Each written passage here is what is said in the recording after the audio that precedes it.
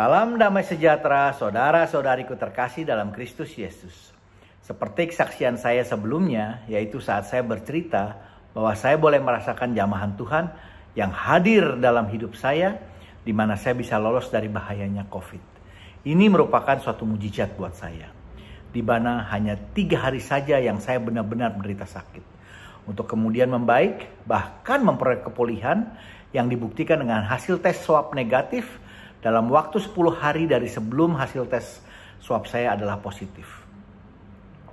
Waktu saya bercerita pada seorang teman, komennya membuat saya tersenyum. Katanya, itu kan karena daya tahan tubuh kamu saja yang baik. Dan pas badan kuat saja, maka kamu cepat sembuhnya.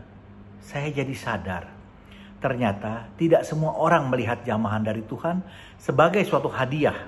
Atau lebih tepat saya katakan suatu mujizat, yang juga merupakan tanda kasih dari Tuhan untuk diberikan kepada kita, dalam hal ini saya, dan ternyata tidak semua orang mempunyai persepsi yang sama tentang jamahan Tuhan terhadap dirinya. Sebelum kita lanjut, mari kita lihat arti mujizat menurut Kamus Bahasa Indonesia, yaitu kejadian luar biasa yang sukar dijangkau oleh kemampuan akal manusia.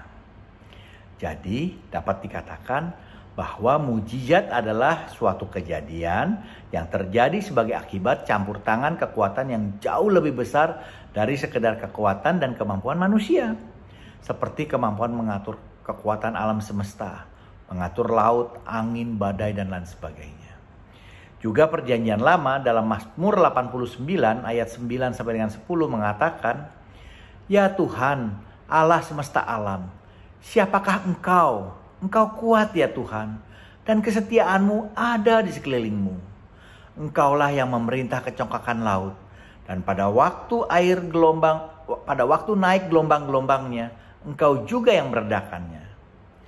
Dengan ulasan tadi, rasanya boleh kalau kita katakan mujizat itu berasal dari kuasa Allah.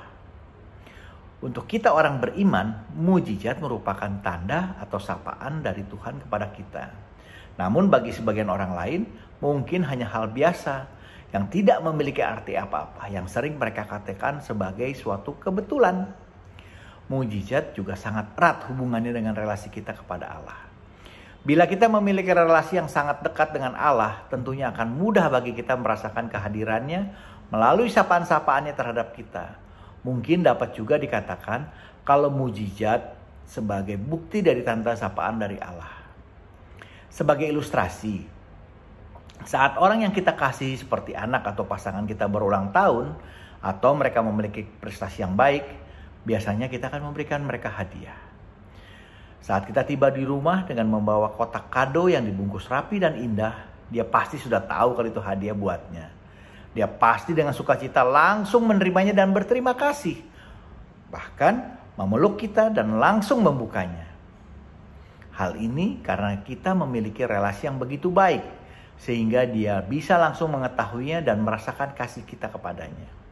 Namun, apa yang terjadi bila kita berikan kotak kado tadi yang telah dibungkus dengan keras kado yang paling bagus sekalipun kepada orang yang tidak kenal, misalnya di pinggir jalan atau di sebuah keramaian sekalipun? Hampir dapat dipastikan bahwa orang yang kita berikan akan ragu-ragu menerimanya bila dia tidak menolaknya. Bahkan mungkin dia berpikir jangan-jangan itu bom yang akan mencelakakannya. Mudah-mudahan jelas ilustrasi ini bahwa relasi ternyata sangat menentukan pandangan si penerima terhadap hadiah yang diberikan tadi. Walau mereka sama-sama menerima dan menikmatinya, untuk seseorang pengalaman akan mujizat mungkin akan meningkatkan relasinya kepada Tuhan ke level yang lebih baik. Namun tidak demikian bagi seorang yang lain. Kapan mujizat akan datang dan dapat kita alami? Rasanya tidak ada yang tahu. Namun, sebagai orang beriman, kita bisa saja berdoa untuk memohon pertolongan Tuhan agar memberikan jamahan atau sapaan dalam bentuk mujizat sebagai jawaban atas kebutuhan kita. Sebagai orang Katolik, dari waktu ke waktu juga ada orang kudus yang dikanonisasi, seperti Bunda Teresa, Paus Yohanes Paulus II, dan yang belum lama kita dengar adalah Beato Carlo Acutis. Sebelum mereka dikanonisasi, ada banyak persyaratan. Salah satunya, perlu ada mujizat yang Tuhan berikan melalui perantaraan doa dari orang kudus ini. Proses ini sebenarnya hanya merupakan pengumuman dan pengakuan bahwa orang yang bersangkutan telah hidup kudus dan memiliki relasi yang sangat baik dengan Tuhan, sehingga dapat dikatakan sebagai sahabat dari Allah. Walau masih banyak lagi orang kudus di luar sana yang tidak dikanonisasi oleh Gereja Katolik, yang hidupnya kudus dan berkenan pada Allah. Di sini dapat dikatakan kita perlu menjaga relasi yang baik dengan Allah agar menjadi peka dan menuntun kita kepada hidup kudus. Dan Tuhan akan berkenan sehingga mau melakukan mujizat-mujizat dengan perantaraan doa-doa kita. Dalam hidup kita setiap hari pasti banyak sapaan dari Tuhan. Mungkin saja dalam bentuk mujizat besar maupun kecil yang kita alami.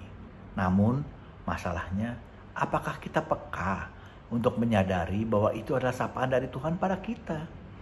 Dan tidak merasa itu sebagai suatu kebetulan atau bahkan merasa hal itu sudah layak kita mendapatkannya. Ingat, Tuhan sangat mengasihi kita. Tentunya Dia selalu ingin hadir dalam hidup kita. Dia ingin menyapa kita dan juga rasanya Dia pasti akan senang kalau kita pun menyadari akan kehadirannya dalam hidup kita. Bagaimana kita dapat lebih peka untuk menyadari mujizat-mujizat yang terjadi dalam hidup kita? Mungkin dapat dengan membina relasi kita yang lebih baik dengan Tuhan, yaitu menyediakan waktu untuk membaca kitab suci dan berdoa padanya. Kita juga dapat memperdalamnya dengan memberikan kesaksian dan juga dalam pelayanan. Serta ada baiknya dalam hidup kita masuk dalam suatu komunitas Kristiani seperti yang telah diteladani oleh para rasul dan para murid dalam kisah kehidupan jemaat perdana. Sekarang pilihan ada pada kita.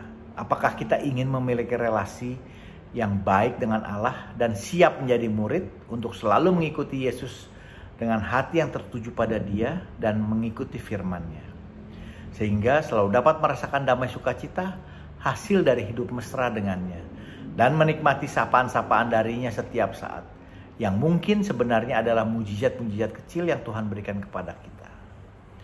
Demikianlah sharing saya pada saat ini. Bila ada masukan, mohon berikan komentar Anda. Jangan lupa di subscribe dan like. Juga mohon di-share kepada teman-teman supaya bisa saling memberkati.